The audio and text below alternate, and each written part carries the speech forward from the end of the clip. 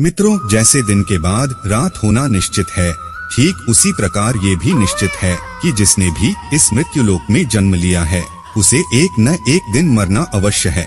अर्थात अगर पृथ्वी लोक पर कोई सबसे बड़ा सत्य है तो वह है प्राणी की मृत्यु।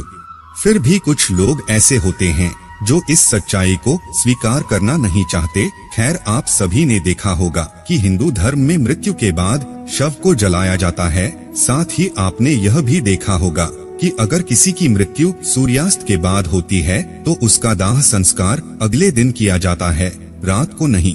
ऐसे में आपने गौर किया होगा कि किसी परिवार में अगर किसी की मृत्यु शाम के बाद होती है तो उसके शव को अकेला नहीं छोड़ा जाता। परंतु मित्रों, क्या आप जानते हैं कि शव को रात भर अकेला क्यों नहीं छोड़ा जाता? अगर नहीं तो इस वीडियो को अंत तक जरूर देखें। मैं आपको इसी सवाल का जवाब बताने वाला हूँ, जिसका वर्णन गरुड़ पुराण में विस्तार से किया गया है। मित्रों, हमारे धर्म में मृत्यु के बाद शव को अकेला क्यों नहीं छोड़ा जाता, यह बताने से पहले हम आपको यह बता देते हैं कि कब कब परिस्थितियों में शव का अंतिम संस्कार नहीं किया जाता या फिर कुछ समय के लिए टाल दिया जाता है। मित्रों, आपको सबसे पहले बता दूं कि हिंदू धर्म में अगर किसी की मृत्यु सूर्यास्त के बाद होती है तो उसके शव को रात भर घर पर ही रखा जाता है और अगले दिन उसका दाह संस्कार किया जाता है।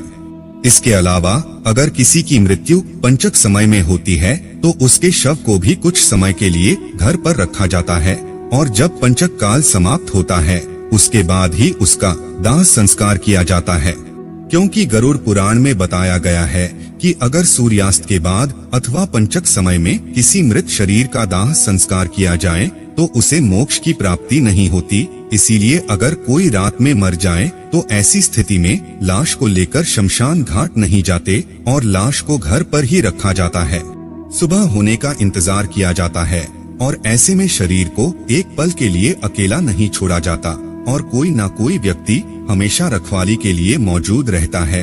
मृत शरीर को अकेला नहीं छोड़ने का सबसे बड़ा कारण है कि अगर शव को अकेला छोड़ दिया जाए तो हो सकता है कि कुत्ते, बिल्ली जैसे जानवर उसे नोच खा जाए। अगर गरुड़ पुराण की माने तो ऐसे में मृत आत्मा को भी यमलोक की मार्ग में ऐसे ही यातनाएं सहनी पड़ती है। साथ ही ऐसा भी माना जाता है कि अगर शव को अकेला छोड़ दिया जाए तो उससे गंध आने लगती है। ऐसे में जरूरी हो जाता है कि वहाँ कोई ना कोई व्यक्ति जरूर बैठा रहे और धूप या अगरबत्ती शव के चारों तरफ जलाता रहे ताकि शव से आने वाली दुर्गंध चारों ओर न फैले। गरुड़ पुराण के अनुसार भगवान विष्णु गरुड़ जी के पूछने पर कहते हैं, हे पक्षीराज, इन सब के अलावा अगर किसी की मृत्यु हो जाती है और उसकी कोई भी संतान नहीं है, ऐसे समय पर भी शव को घर पर रखा जा सकता है जब तक कि उसका पुत्र या फिर पुत्री ना आ जाए। क्योंकि जब खुद की संतान मृत शरीर को मुखाग्नि नहीं दे देती तब तक उसका उद्धार नहीं हो पाता और इसी मृत्युलोक में भटकता रहता है।